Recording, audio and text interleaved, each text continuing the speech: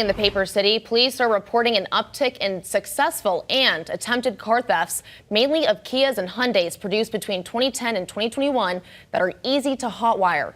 Officials say a social media challenge is also circulating, demonstrating how to steal those cars even without a key. Manufacturers may offer free upgrades for select models more vulnerable to these threats. In the meantime, police are urging residents to install steering wheel locking devices and car alarms. And of course, always make sure your windows and doors are locked. We have more tips to protect yourself and your car up on our westernmassnews.com.